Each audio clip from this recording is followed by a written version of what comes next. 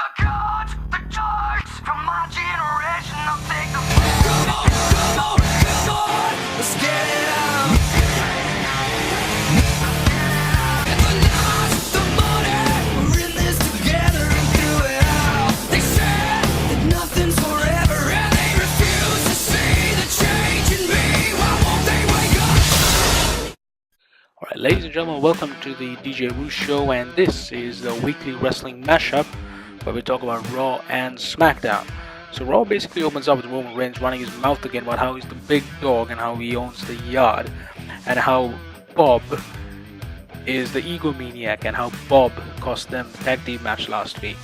Now they're interrupted by Dolph Ziggler and McIntyre walk into the ring, and they basically tell Roman how the whole world revolves around him, and this basically leads to a match, a tag team match. Now that being said, he already had a match at the end of Raw already set, but apparently one match is not enough to feed Roman Reigns' ego for the week. So he actually has two matches now. So that match is how it goes is where basically he teams up with Seth Rollins and they beat Dolph Ziggler and Drew McIntyre, and the Revival basically interrupts them, and then that actually leads up to where Roman Reigns and Bobby Lashley would face the Revival at the end of Raw. That was interesting, and another interesting thing that happened was basically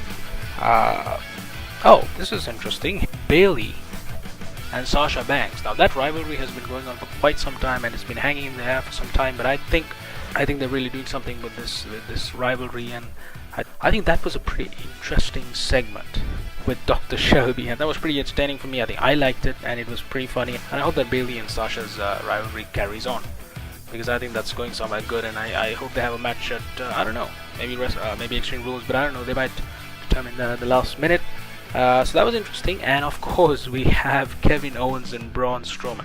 Now the whole of Raw was spent with Kevin Owens trying to convince Kurt Angle on how to get him out of this match with Braun Strowman, but that never happened, and they actually faced a match where Kevin Owens runs out, he gets counted out, Braun Strowman runs behind him, puts him in a porta potty and throws him off the stage. That was a very good idea, but I think it lacked deliverance. But anyway, then of course we have the match that Roman Reigns and Bobby Lashley faced the Revival, and Roman Reigns never tags Bobby Lashley. I mean, this is amazing. I mean, if this goes on like that, it might very well lead to a triple threat match between Roman Reigns, Bobby Lashley versus Roman Reigns' ego at Extreme Rules. I mean, this is amazing. I think it's amazing what they're doing with Bobby Lashley. I mean, considering how they used him versus Sami Zayn, I think this is a big step up, but we'll see where that goes. I mean, you never know.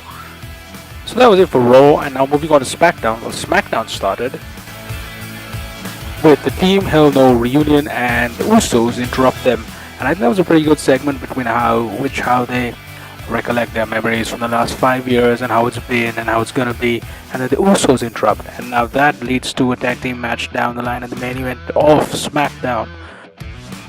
Now another interesting thing that did happen on SmackDown was Asuka versus Ellsworth. Now Asuka versus Ellsworth was a pretty funny one. We all knew it was going to be sort of a squash match, but it sort of ended out with Asuka chasing Ellsworth around the ring, through the crowd, back over the barricades, and obviously they get counted out, and then Carmella, who was announcing ringside, just beat up Asuka and just pulled Ellsworth backstage. So that was worth mentioning, as it was an intergender match after a while. A singles intergender match after quite some time, I would say. So that was worth mentioning. Now, one more interesting thing was the New Day pancake eating contest, which was pretty entertaining and heading in the right direction, but was brutally destroyed and annihilated by Sanity. Now this again may or may not lead to a triple tag at Extreme Rules, because let's face it, there are going to be a few more matches added to Extreme Rules at the last minute. They need to still fill in that 5-hour slot of a pay-per-view, because 3-hour pay-per-view is not enough to feed Vince's ego. So those were the things that we thought that were interesting on Raw and SmackDown this week. But if there's anything that we missed, please feel free to leave it in the comment section below, and leave a like and a subscribe, and we'll catch you next week. DJ Roo signing out.